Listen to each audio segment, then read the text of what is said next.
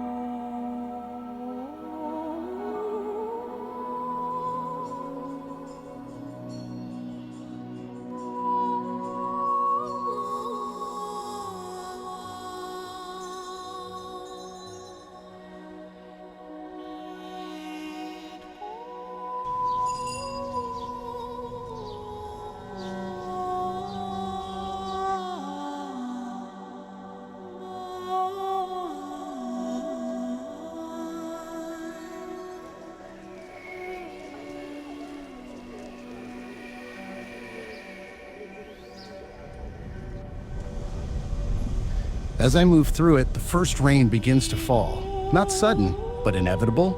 The streets darken, reflections appear, and the sound of the city softens under the rain. And I find myself inside a taxi, moving through it all. Lights passing by, water on the windows, the city outside becoming something distant, yet alive. And in that moment, there is no arrival anymore, only movement.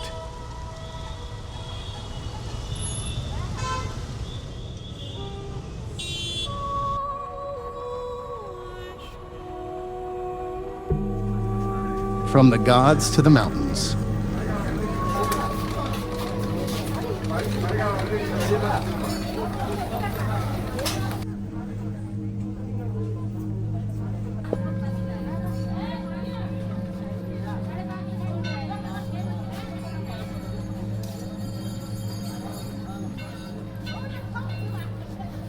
Bhutannath Stupa is one of the largest stupas in the world. Built centuries ago along ancient trade and pilgrimage routes, it became a place of prayer, movement, and gathering. For Buddhists, it is a symbol of enlightenment, a reminder of peace in the middle of chaos. Even today, life moves around it in circles, as it has for generations.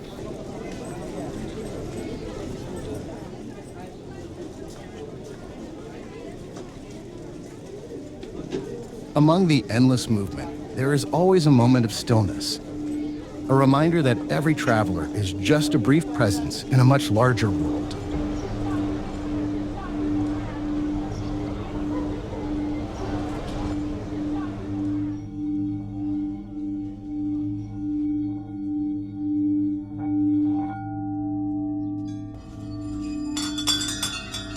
And when Kathmandu wakes again, the city begins to move. Not randomly, but like a ritual, as if every street, every sound, every step already knows its place.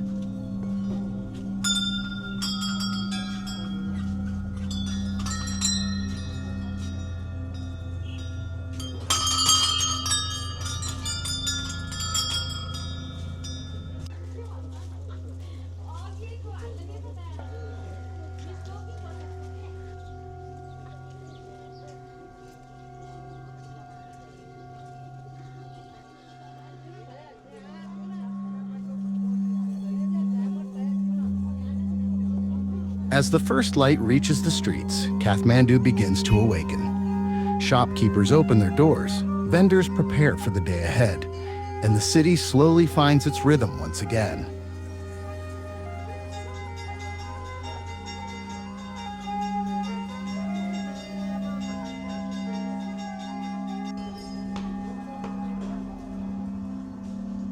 Before the city rushes into another day, many take a moment to pause, to pray, reflect, and continue traditions passed down through generations.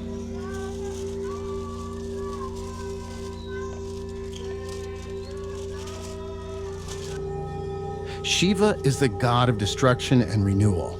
He does not represent an end, but transformation. What is broken down creates space for what comes next.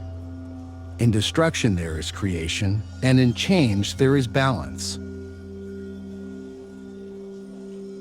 Faith doesn't always speak.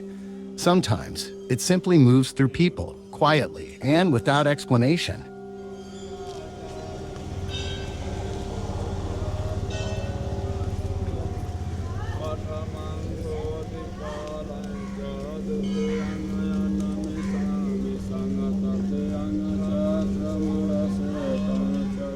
In Kathmandu Durbar Square, the city falls into rhythm and prayer.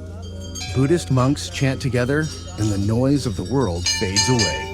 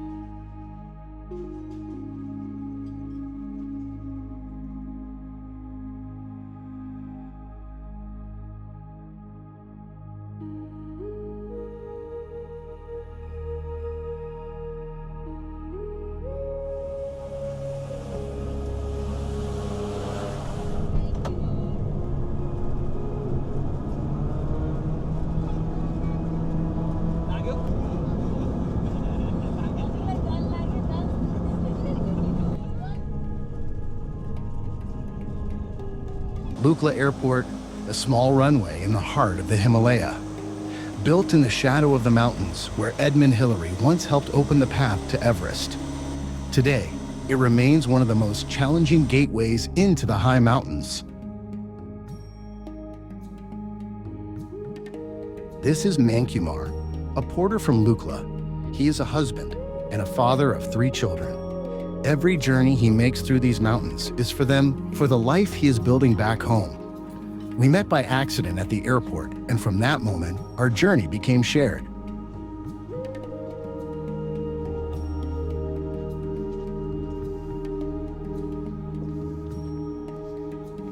The flight ends, but the journey continues. In Lukla, silence replaces the noise, and movement becomes quiet, deliberate, human.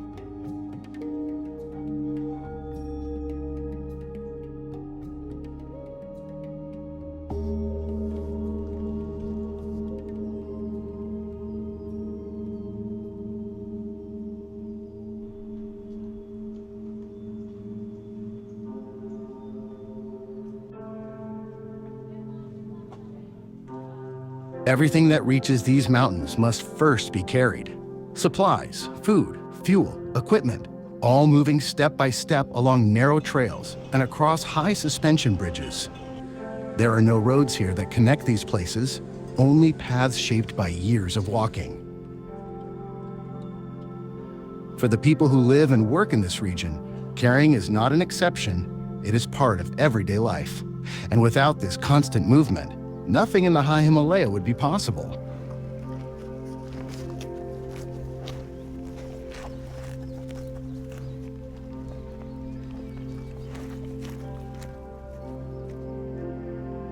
Every year, thousands of people pass through these valleys on their way to Everest Base Camp.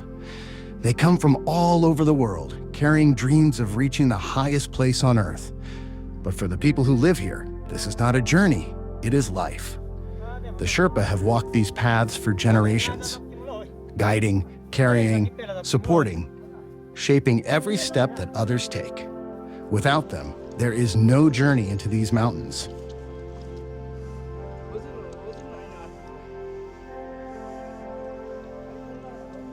My guide, Mankumar, has spent years in these mountains.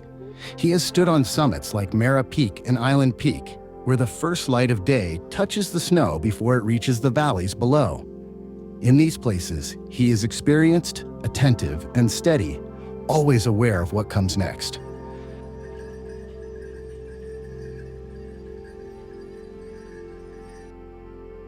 The Sherpa have walked these mountains for generations, carrying not just supplies, but the movement of life itself through the high Himalaya.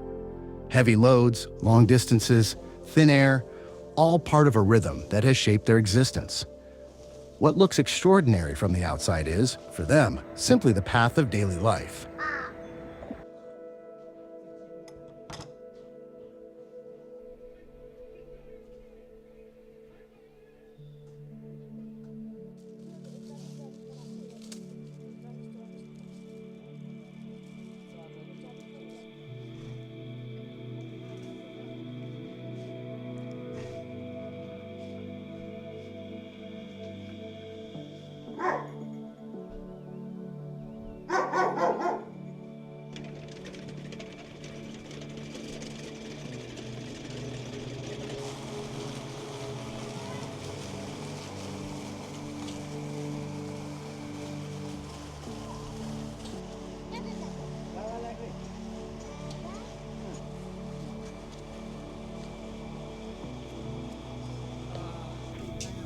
Namche Bazaar sits high in the Himalaya, carved into the mountainside like a hidden amphitheater.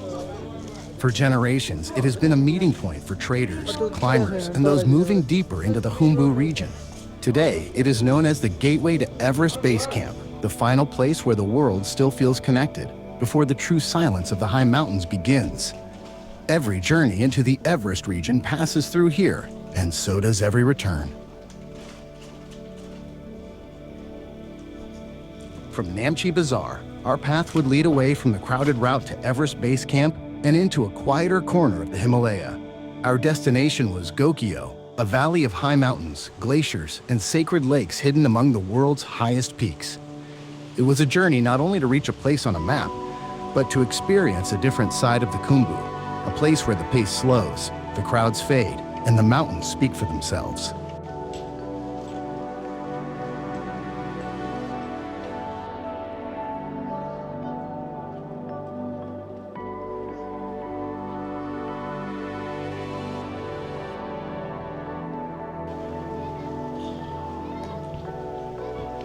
There is a silence in the mountains that never fully disappears.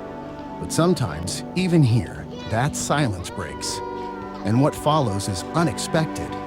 Music, movement, voices carried into the night. A reminder that even in the highest places, life still finds a way to rise.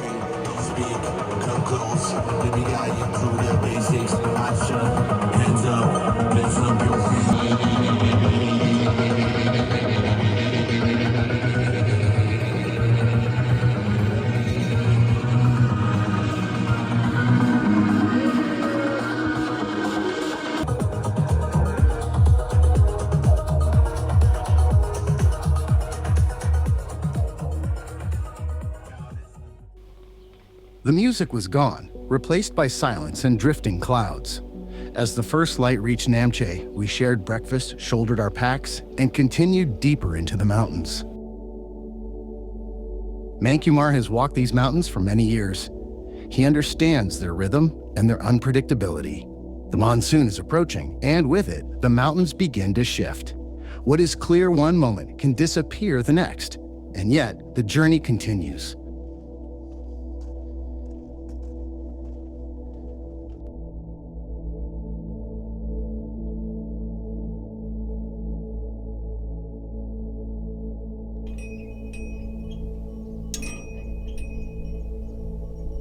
Kumjung is one of the quiet villages in the Khumbu region, resting beneath the vast Himalaya. Life here moves slowly, shaped by altitude, tradition, and the rhythm of the mountains. At its center stands the monastery, a place of prayer and continuity, where faith has been passed down through generations. For the people here, it is not just a building, but a part of daily life.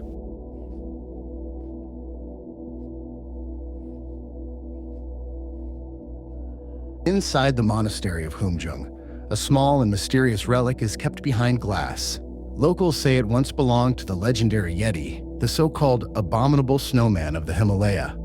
For generations, stories of this creature have moved through these valleys, passed from village to village, shaped by fear, curiosity, and imagination. Whether truth or myth, the relic remains here yet quietly preserved in a place where belief and tradition often overlap with history. And like many things in these mountains, it is left for each visitor to decide what they believe.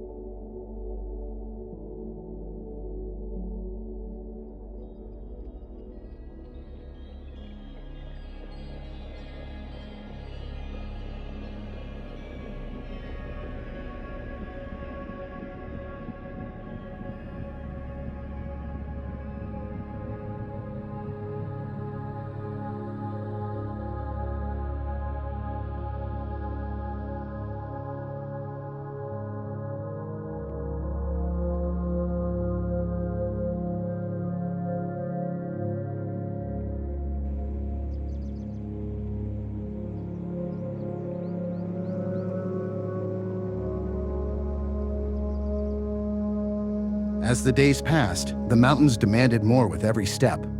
The altitude, the weather, and the constant effort began to take their toll. There were moments I could no longer capture the way I wanted to. Sometimes the journey becomes larger than the camera itself. And in those moments, all that remains are fragments, memories preserved in photographs.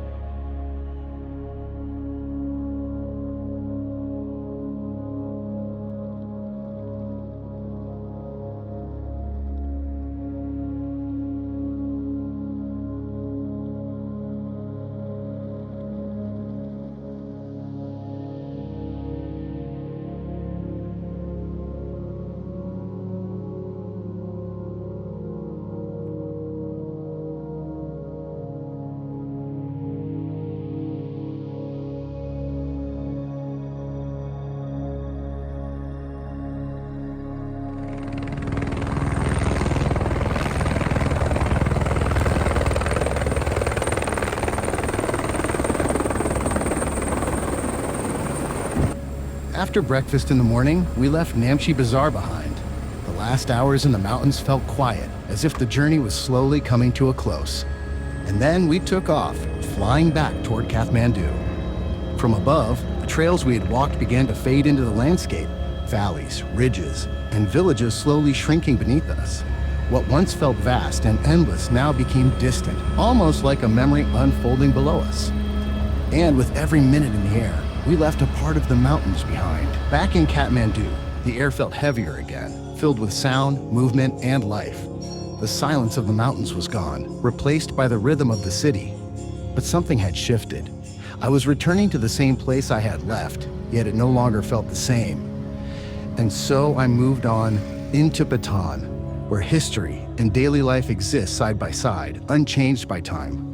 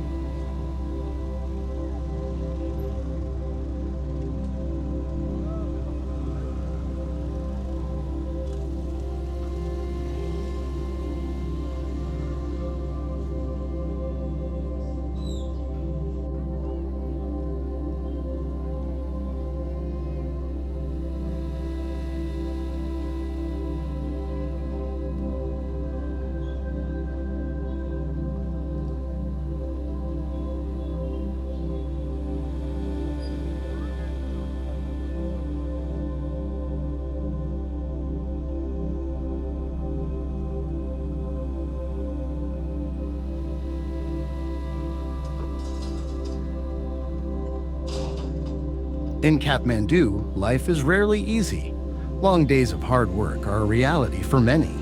Stones are broken by hand, heavy loads are carried through crowded streets, and every day's wage matters. Yet behind the struggle is something more powerful: resilience. People keep moving forward, supporting their families, building their futures, and finding dignity in work. It is a reminder that strength is often found not in comfort, but in perseverance.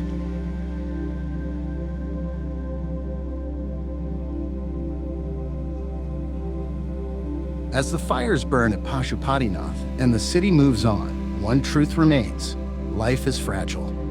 Time is limited. And in the end, what matters most is not what we own, but how we lived and the lives we touched along the way.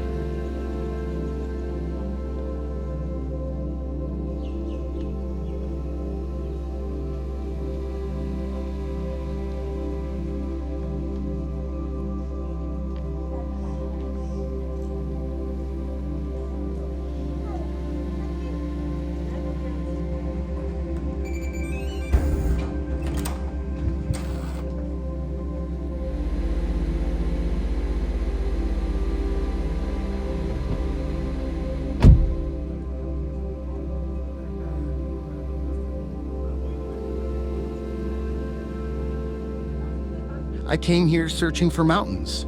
What I found was something far more difficult to describe. The kindness of strangers, the rhythm of a different world, and moments that will stay with me forever. As the sun rises and the journey home begins, Nepal remains behind, but a part of me will always remain here.